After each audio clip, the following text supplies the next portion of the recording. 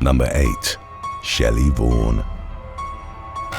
In 2022, Florida man Eric Addison got into an argument with his ex-girlfriend Shelly Vaughn at his apartment in Clearwater Beach. As the man would later report, 46-year-old Vaughn had been drinking and consuming illicit substances leading up to their row. The heated interaction escalated after, in a fit of rage, the woman had launched Addison's keys and cell phone over the railing of his balcony. Vaughn then grabbed the man's pug, Bucky, and threw him from the balcony as well. The incident was witnessed by several residents, and the pet dropped 7 stories to the parking lot below, sustaining fatal injuries. The police were called, and Addison subsequently told officers that he was devastated and that the entire incident was like a blur in his mind. He claimed that Vaughn had been violent in the past, but noted that he'd never imagined she'd go so far. The woman was jailed on charges of aggravated animal cruelty, criminal mischief, and domestic battery. Addison also filed a civil lawsuit against his ex, and because she lived 2 floors below him,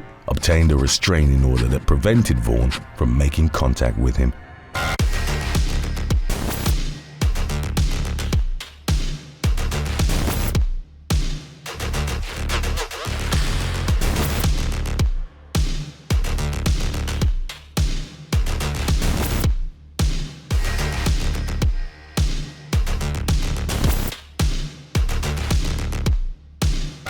Number 7.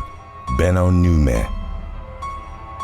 30-year-old Italian bodybuilder Beno was arrested by local authorities in the province of South Tyrol in late January of 2021 in connection to the murder of his parents. Teacher Peter Nume and his wife Laura had been reported missing, and the ensuing investigation led the authorities to their son. He confessed to the double homicide after his arrest and revealed that his murderous rage had been triggered by an argument with his father. While at their home in Bolzano, the latter had asked that Beno get out of bed and take the family dog out for a walk. When he refused, Peter began scolding him and complaining that he wasn't doing his share of household chores, reportedly calling him a failure. The bodybuilder subsequently reported, "I just wanted silence, so I shut him up."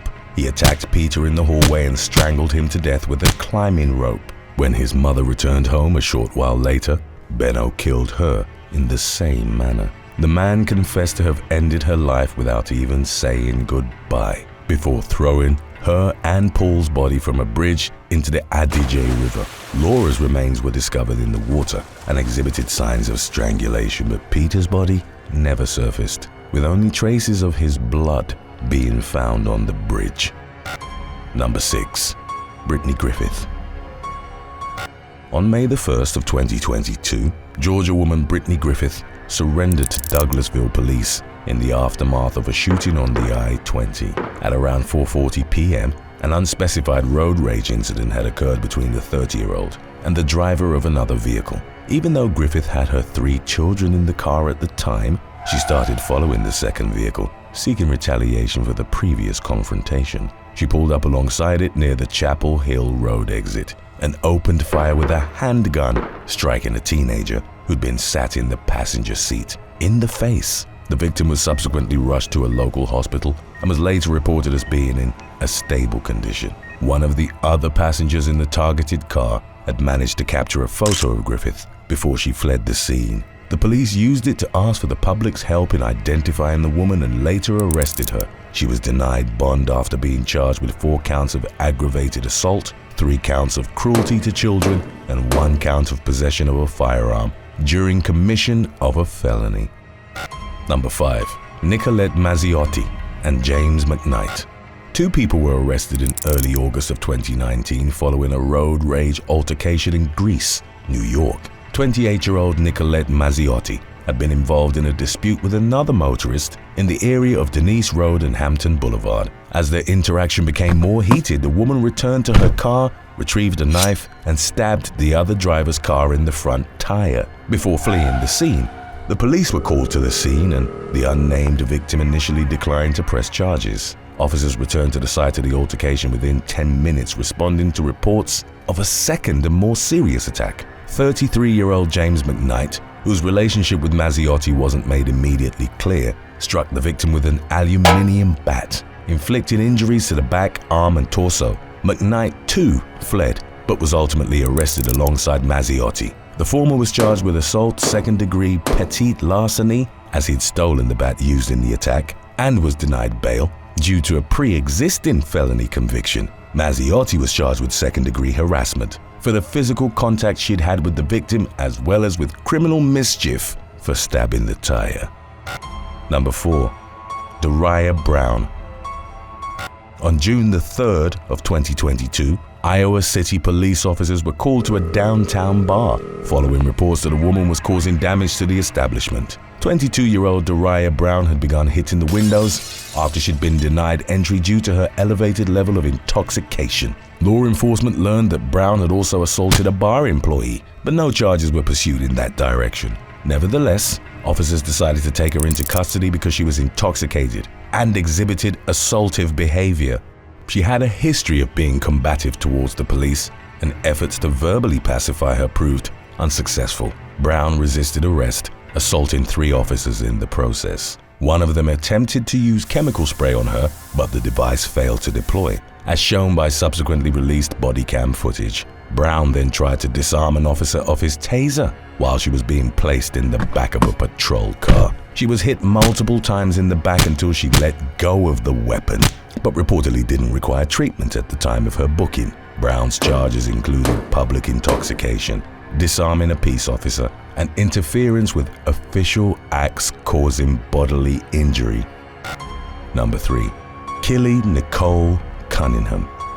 A young woman from Monroe County, Pennsylvania, became overwhelmed with rage in February of 2019 after she'd reportedly lost money to a pinball machine at the Blue Valley Lanes bowling alley. 26-year-old Kylie Nicole Cunningham punched the machine's glass panel, and in an effort to calm her down, employees reimbursed her money. They then asked Cunningham to leave, but she refused, instead demanding more alcohol. When her order was denied, she threw a cup of water in a worker's face and stormed out of the establishment. Officers from the Slate Belt Regional Police Department were called to the scene and caught up to Cunningham while she was walking with a friend. They asked the woman to identify herself, but she became belligerent and started yelling profanities at them. Officers decided to take her into custody after determining that she was inebriated to the extent that she presented a danger to herself and others. As they were struggling to get her into the patrol car, Cunningham repeatedly unbuckled her seatbelt and attempted to flee, while also persisting in her aggressive behavior.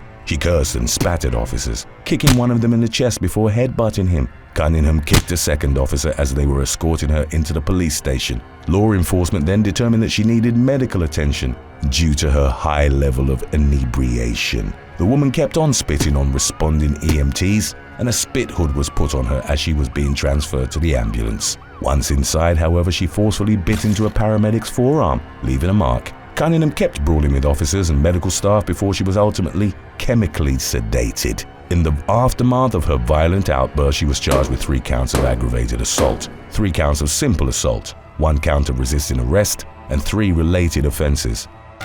Number 2. Amanda Stanton.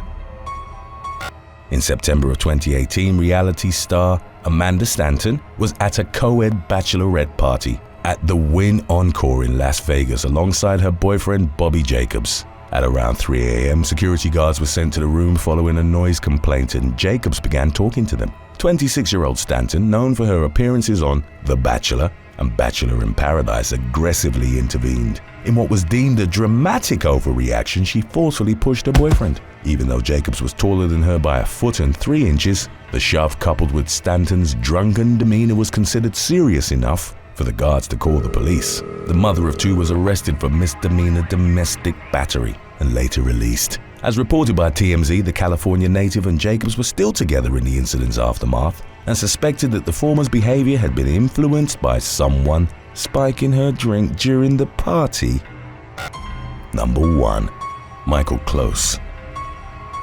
Close to noon on June the 10th of 2020, a man opened fire on a couple with an AK-47 rifle, following a dispute over dog drop-ins on the 3000 block of Fox Street in Denver, Colorado. The shooting occurred in a rock garden outside Michael Close's apartment complex, where he was reported to have confronted Isabella Thallas and Darian Simon, both in their 20s, as they were walking their dog. He'd become enraged that the pet had defecated close to his window and asked Simon if he was going to train the dog or just yell at it. Surveillance camera footage later presented by prosecutors showed Close then opening his blinds, pointing the rifle at the couple, and releasing at least 24 rounds. Thallas, who turned 21 2 days earlier, was killed instantly, while Simon survived after being shot twice in the legs. The police were alerted by Close's girlfriend, whom he'd called crying, to confess the shooting before driving towards the mountains in his black Mercedes SUV.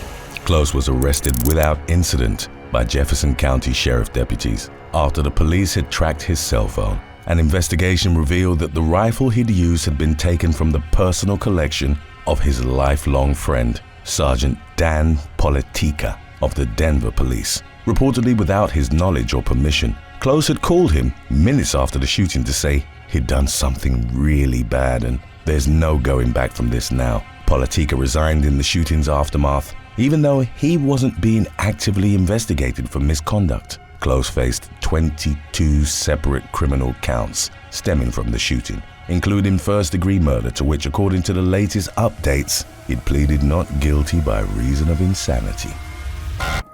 Thanks for watching.